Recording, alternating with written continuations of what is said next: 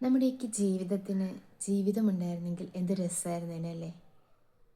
കുറച്ച് വിയേർഡാണ്.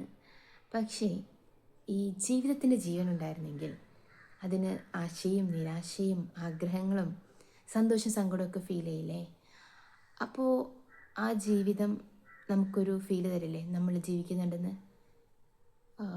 അതായത് നമ്മുടെ പല ദിവസങ്ങളും ജീവിക്കുന്നതല്ല, സർവൈവ് ചെയ്യൽ മാത്രമാണല്ലോ, അതിജീവനം മാത്രമാണ്. അതിനപ്പുറം സർവൈവ് ചെയ്യുന്നതിനപ്പുറം ജീവിക്കുന്നു എന്നൊരു തോന്നൽ വരാൻ വേണ്ടി പലരും പല കാര്യങ്ങളും ചെയ്യാറുണ്ട്. അതായത് ജീവിതത്തിന് ജീവൻ വയ്ക്കാൻ വേണ്ടി പല കാര്യങ്ങൾ ചെയ്യാറുണ്ട്. മനസ്സിൽ നിന്ന് ചിരിച്ചുകൊണ്ടും മനസ്സ് തുറന്ന് സംസാരിച്ചുകൊണ്ടും ഹൃദയത്തിൽ നിന്ന് സ്നേഹിച്ചുകൊണ്ടുമൊക്കെ. അങ്ങനെ ചില മനുഷ്യരെ പ്രിയപ്പെട്ടവരാക്കുന്ന, മനുഷ്യരോട് മനസ്സ് തുറന്ന് സംസാരിക്കുന്ന, മനസ്സിൽ നിന്ന് ചിരിക്കുന്ന വ്യക്തികളെയൊക്കെ പൊതുവേ സമൂഹം വിലയിരുത്തുന്നത് വീക്കായിട്ടുള്ള മനുഷ്യരെന്നാണ്.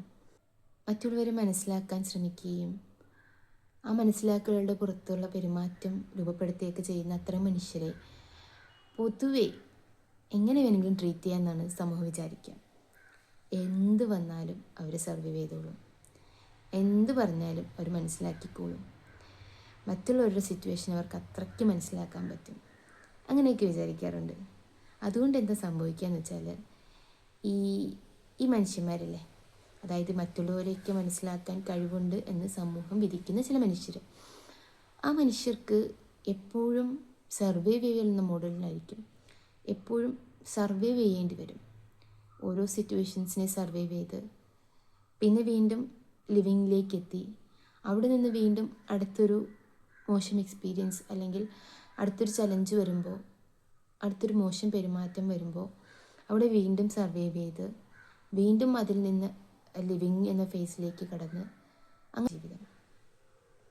അത്തരം മനുഷ്യരോട് മാത്രമാണ് മനസ്സിലാക്കുന്നതൊക്കെ നല്ലതാണ്, എല്ലാ മനുഷ്യരെയും മനസ്സിലാക്കിക്കോളൂ, എല്ലാ മനുഷ്യരെയും മനസ്സറിഞ്ഞ് തന്നെ സ്നേഹിച്ചോളൂ, ചിരിച്ചോളൂ, സംസാരിച്ചോളൂ.